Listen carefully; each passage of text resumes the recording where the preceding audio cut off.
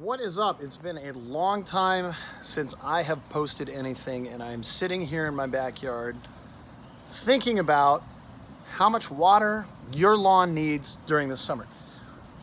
There are some very important things to think about. Number one is, what zone do you live in? What is the average soil temperature?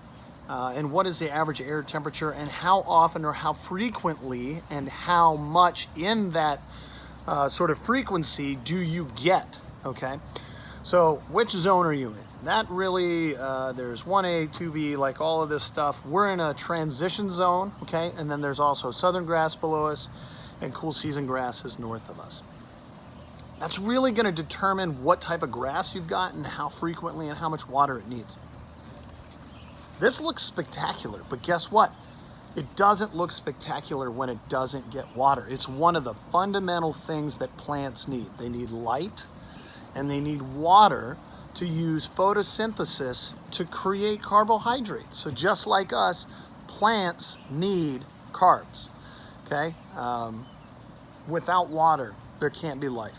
One of the most important fundamentals.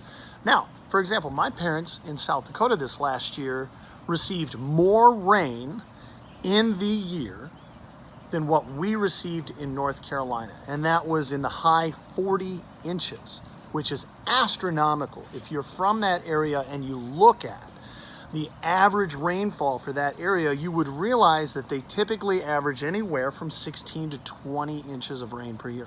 Now, here in North Carolina, we actually average in the high 40s. We are in the southeastern part of the United States, the rainiest part of the United States. So the question is then, I've got the water, but does the water arrive in a frequency where the plant can utilize it?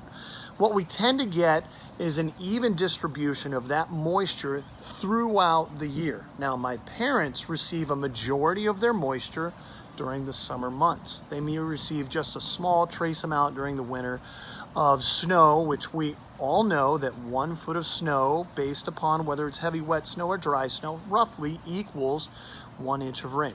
Now here in North Carolina, we often get tropical depressions, and we often get the residual effects of hurricanes as they come up the coast. I don't know about you, but receiving 3 inches of rain in one day does very little for my lawn back here. Ideally, what I want is I want to water it deeply and infrequently. And when I say infrequently, that means 3 to 7 days.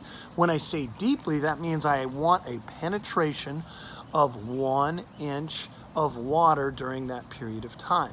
You have to come up with the tuna can test, where you figure out how deep your tuna can is. You mark it with a marker. You set it out here and you check with your sprinkler, because the calibration for every sprinkler is completely different. I know how long it takes me to get 1 inch of water out here. And it takes longer than you would think. There's some that just dump water, and then the other thing that you have to keep in mind, I've got a sprinkler over here that doesn't operate as effectively, and so it doesn't evenly distribute the water over the yard. In fact, what it does is it creates a huge pool of water, and I've just been too lazy to go out and actually fix that. The other thing that I've been doing is, strategically, I have been watering my lawn right around the hottest part of the day. Number one, I lose probably a fair amount of water to evaporation, but there's a 2-part reason for what I'm doing.